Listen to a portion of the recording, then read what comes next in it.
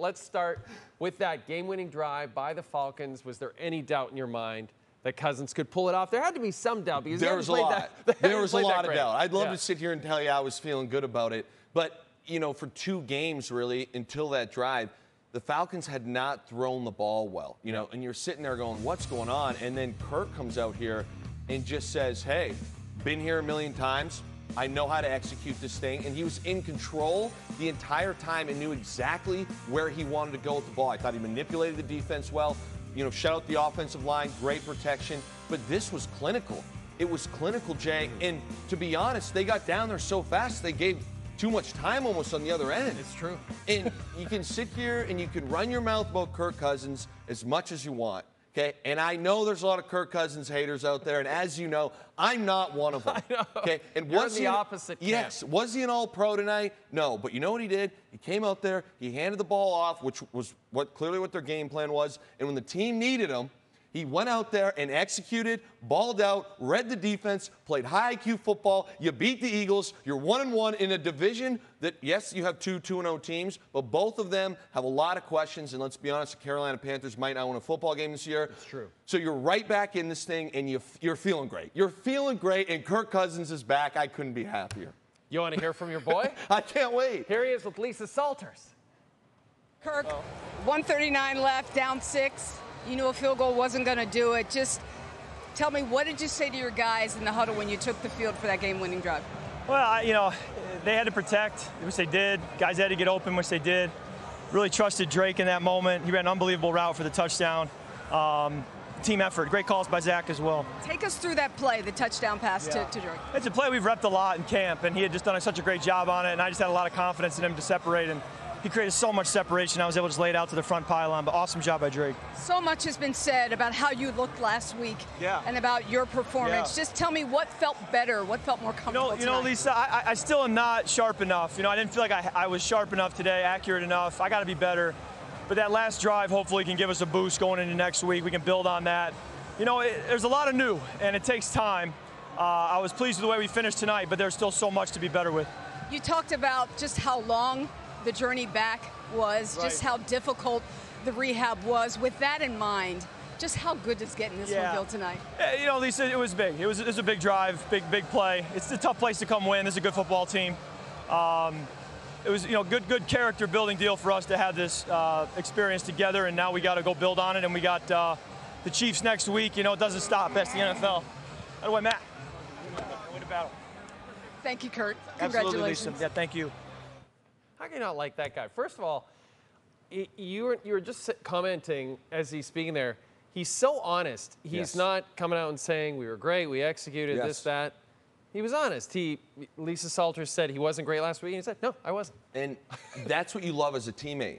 And even today, he could sit there, be super emotional. Oh, man, what a great win. And he says, you know what, I got to be better. It starts with me. And he's right. There were moments he's going to want back. I did think there were certain moments where he just doesn't have the trust yet with these guys that he did in Minnesota. Right. But another moment in that interview that I see is when, I believe that was Matt Judon, obviously a team leader, great player for them, comes over, is fired up. There's oftentimes some divide from defensive to offensive players. And also, when a guy like Kirk's the new guy, he's getting paid a lot, he's not performing. For Kirk in that locker room, you're now sitting here and it's like everybody in that locker room now knows, hey, this is why we got him. We understand now, and we believe in him. It's all it takes. They say winning cures all things. Apparently, for Kirk, one drive cures all things because the guys will rally behind this. And, he's only 4-11 in Monday Night Football games, so he still struggles in prime time. Watching him in terms of right up until that final game-winning drive, he looked so great. But what are you thinking about how he's running the offense up to that point? I think there's a lot of throws and plays where he's just a split second off or behind or just doesn't fully trust it yet. So I know Kirk, if you look at what he's done in his past, he's a guy who can really go through progressions, read defenses, and it seems like they've kind of, shrunk the playbook a bit until he gets a little more comfortable with his receivers. I don't see a huge mobility problem for the guy. I know some people have been talking about that.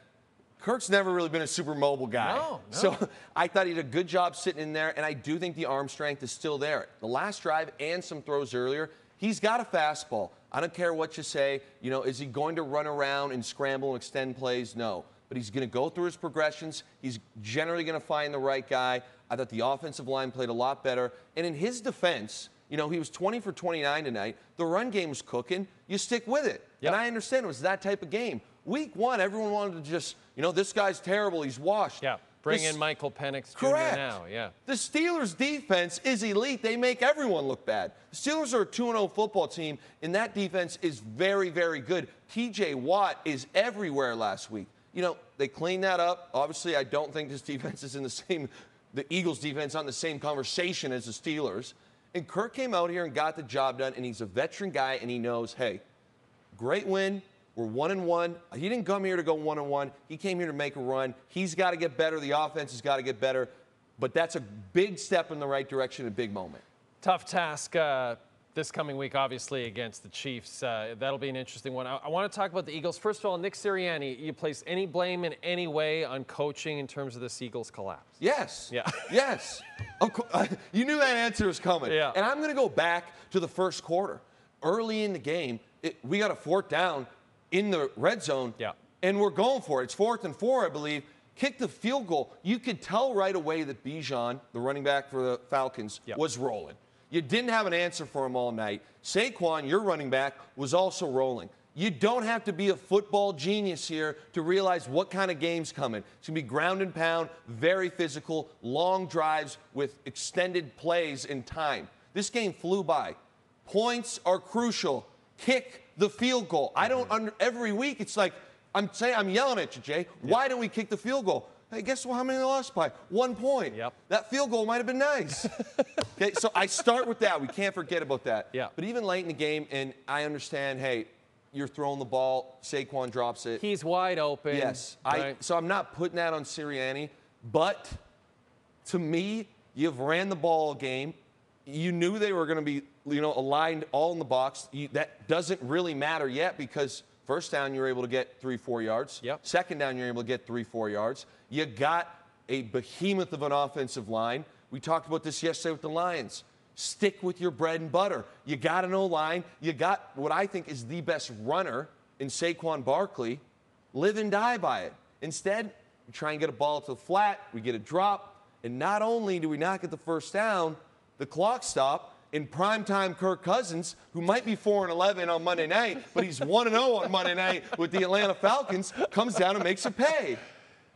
Like, at the end of the day, the running theme, I think, throughout 2 games this season so far for you, if I could inquire about this, is so many coaches forgetting what got them there and overthinking their game plan. Yes, they try and reinvent the wheel. Right. And Jay, you just said it where it's like, hey, I'm a head coach now. You know, I'm going to show everybody how smart I am, how great I am. I'm going to take this organization and, again, become the next Bill Walsh. Bill Walsh did reinvent the wheel. We'll give Bill Walsh that. Yeah. But it's like we don't need to do that. And that's one of the things, as much as I'm joking about Kirk tonight, one of the things I thought they did well offensively was that they didn't reinvent the wheel. They got the run game working. What did they do? They stuck with it. They ran play actions. They missed a couple throws, a couple plays here and there, and they were very poor in the red zone, so they settled for a lot of field goals. Yeah. But overall, it was an efficient offense. But, you know, we get to this point now, and we'll go back to the Eagles, where it's like, hey, you know, we got to solve quantum physics in order to score points. And I just want to sit here and say, no, you don't. You need to take, you know, your Johnnies and Joes and beat their Johnnies and Joes. And, you know, the defense for Philly looked pretty good again this week. It did, and then it's just moments, though, and I think Vic Fangio, the new D coordinator, needs to figure out what's going on, because one of the things I thought, and Vic Fangio is one of these guys who loves to play with 2 high safeties. But today, it's like, man, we can't stop Bijan. And before the 2-minute drive, they weren't throwing the ball well. Adjust. Yeah. Load up, stop Bijan, and make Kirk Cousins beat you with his arm. But they were like, nah, man, we'll just keep playing our defense, kind of the bend, not break. We'll make sure we're good in the red zone. And that was another moment where if you're Vic Fangio right now, you're probably like, man, I kind of wish we maybe tried to take the run game away early. Yeah, we were more vulnerable on the back end. But is Kirk going to do what he did on the last drive the whole game? I don't know. I'll say this. Suddenly, if you started the season, you looked ahead to week 3, Saints-Eagles, you're probably like, meh. Now I'm like, oh, Saints-Eagles. It's going to be sweet. Here we go. Here we go. We had one of our viewers sent this tweet. When did Luke add a second L to his name? Luke, when did you do that? January 15th, 1990. It's the infamous second L. Somebody noticed the second. How often do you get asked about the second L in Willson? Quite a bit. Quite a bit. Yeah. And, you know, if you're ever having to tell someone over the phone what your email is, you got to kind of emphasize it. It gets a bit weird when they're like, where does the second L go? You know? It's like, where else would it go? And for me, but I'm pretty patient with it. I don't, you know, some people get real mad, like, you spelled it wrong. I understand it. It's spelled a little funky. You've been dealing with it your whole life. Yeah. Hey, we got a Thursday nighter coming up that I'm also excited about for different reasons because I love seeing Aaron Rodgers in prime time. Yeah. This Patriots team has looked, I would describe them as plucky, surprisingly plucky. Overachieving right now. Overachieving. But Aaron's got, this is a good defense. Good Patriots defense. I think Aaron in this offense needs to take the next step and really score some points this game because if they can continue to develop, that's just another great team down to the fold. And don't forget, after this Thursday nighter, you can join myself and Luke Willson for Sports Center with Jay Onrait. We are. Look at this picture. Right? It's elite. We got to work on your ball security a little bit, Yeah, definitely that's going to be punched out. 5 points of contact. That's definitely going to be punched out any second now. But you lower the shoulder. I like that. I'll work with you on it. We follow every primetime NFL game this season.